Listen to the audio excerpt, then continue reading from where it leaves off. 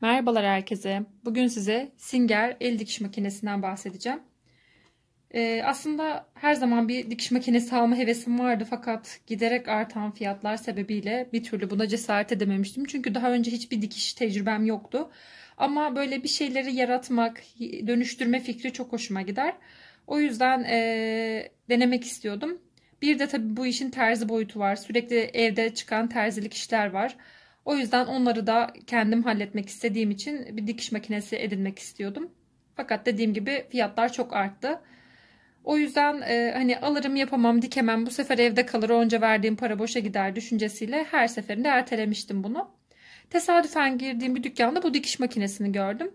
Fakat bizde böyle bir şeyleri küçülttüğümüz zaman hep daha uyduruk işe yaramaz olur ya.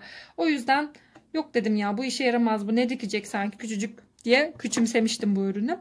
Ama tabii ki de aklımın bir köşesinde de kalmıştı.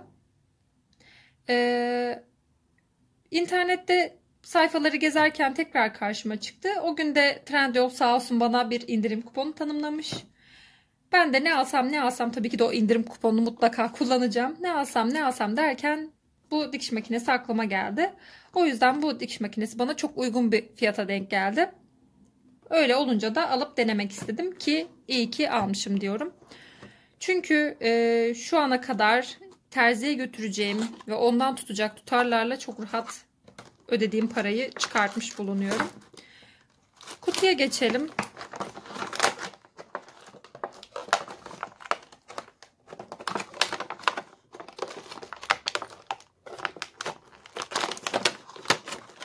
Bir yerden sıkışmış ama nereden çözemedim.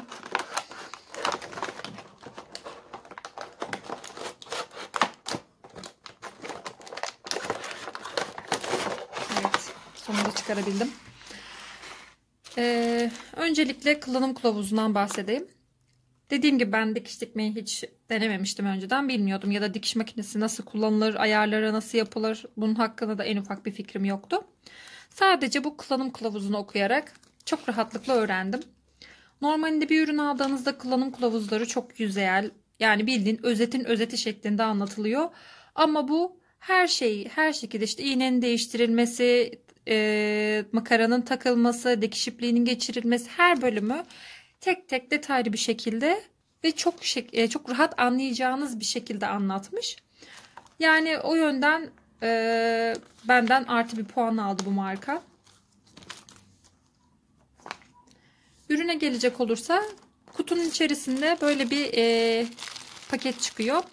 3 ana renkten oluşan, hatta bir tane de burada üzerinde takılı olarak geliyor. 4 tane ipliği var.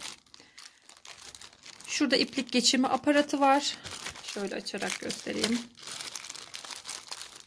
İplik geçirme aparatı var. Bu da daha uzun, yani şunun eni dar olduğu için daha geniş çaplı bir iplik masra kullanabiliriz diye onu düşünerek koymuşlar. Bunu takabiliyoruz ve yedek iğnesi var.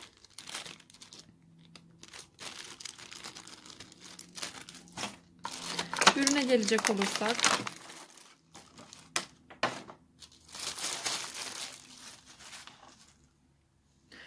ürün şu şekilde, yani şöyle bir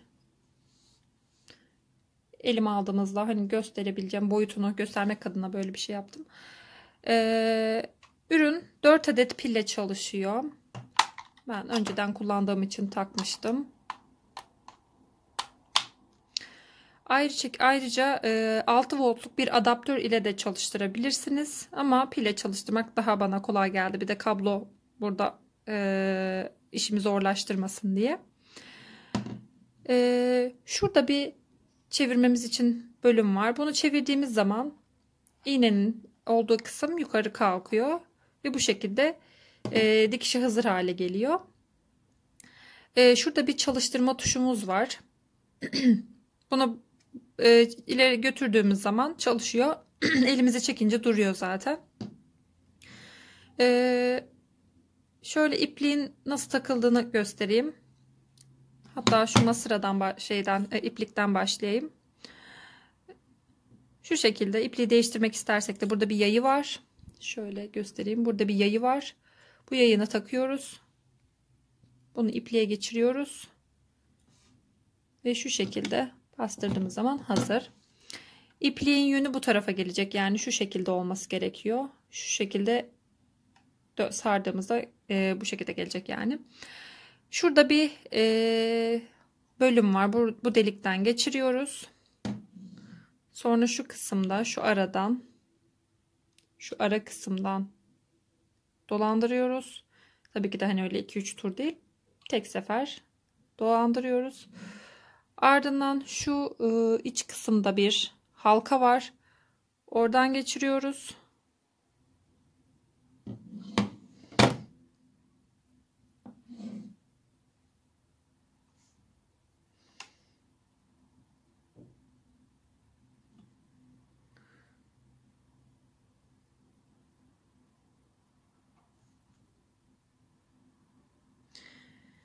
Ve bundan sonrasında iplik geçirme aparatımızla kolay bir şekilde iğnemize yerleştiriyoruz.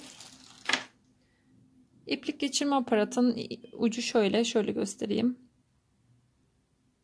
Çok yansıyor. Pek belli olmuyor ama şöyle şu şekilde daha iyi oldu. Şöyle üçgen bir ucu var. Bunun ucunu iğnenin deliğinden geçiriyoruz. Geçirdikten sonra ipimizi, onun şöyle üçgen bir kısmı var. Oradan içinden geçirip çekiyoruz. Bu kadar rahatlıkla takılıyor. Yani böyle bir aparat varken neden önceden annelerimiz sürekli şunu iğneden ipliğe geçirir misin diye bizi rahatsız etmiş. O da ayrı bir konu. Gelelim ürünümüze. Ben şöyle evde herhangi bir mendil buldum. Bebeklerin mendiline. Bu biraz esnek bir parça aslında. Yani normal makinelerde esnek parçaları dikmekte zorlanır ama şu an en kolay da ulaşabileceğim kumaş buydu. Onu da göstermek istedim. Şöyle ipimi ayarladım. Başı zaten kalkık. Şöyle bir çekme kolu var. Kolu çekip kumaşı şu araya iğnenin altından geçirerek tutturuyoruz. Ve dikim işlemine başlıyoruz.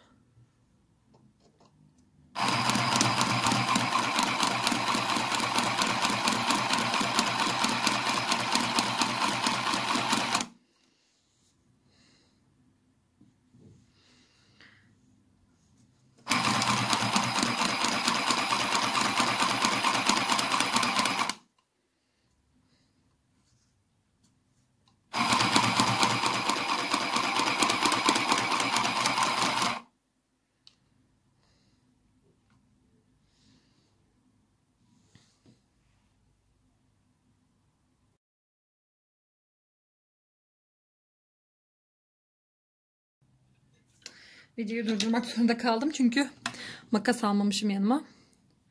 Şu şekilde biraz ipi uzatarak şuradan uzatalım.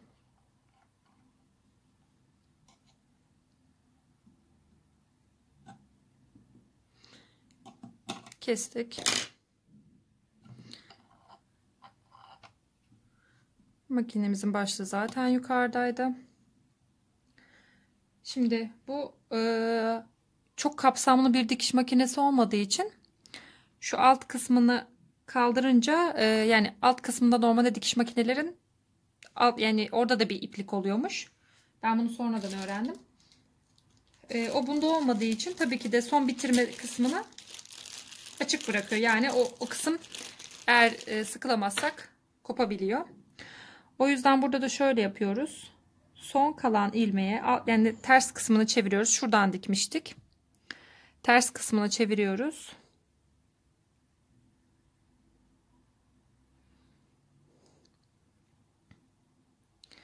Şu ipimizi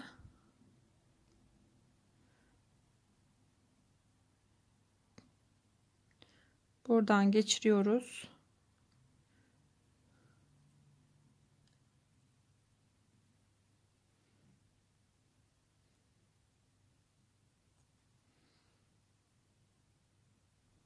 Ve bir altından geçirerek sabitliyoruz.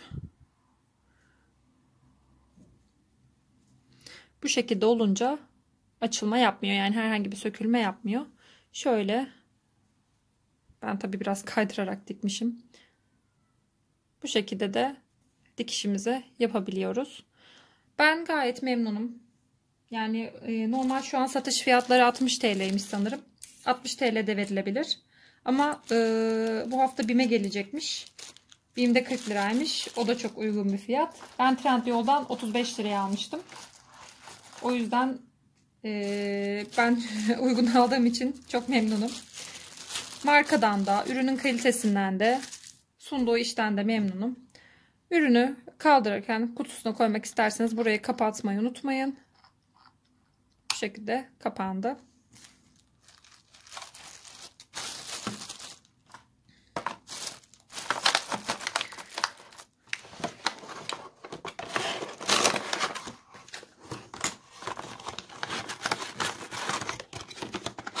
Hem de yer kaplamıyor. İşinizde görüyorsunuz. Üzerinde kot da dikebileceğini söylüyor ki bence yapar. Çünkü benim kalın bir taytım vardı. Taytımın bel kısmındaki kemer sürekli dönüyordu, katlanıyordu. O yüzden böyle giydiği zaman kat kat bir görüntü oluştuğu için hoşuma gitmiyordu ve giymek istemiyordum. Onun taytın bile lastik kısmını sabitledim. Hem 2 kat taytın kumaşı hem içinde lastik, üzerinde hiç takılmadan dikti. O yüzden kotu da çok rahatlıkla dikebileceğini düşünüyorum. Bu ürünün içerisinde piller falan çıkmıyor. Yani adaptör çıkmıyor. Bunları hepsini kendimiz temin ediyoruz ki adaptöre gerek yok. 4 pil işimizi görüyor. Pillerin de öyle hemen biteceğini sanmıyorum. Ürün bu şekilde. Eğer videomu beğendiyseniz videomu beğenmeyi ve kanalıma abone olmayı unutmayın. İyi günler diliyorum.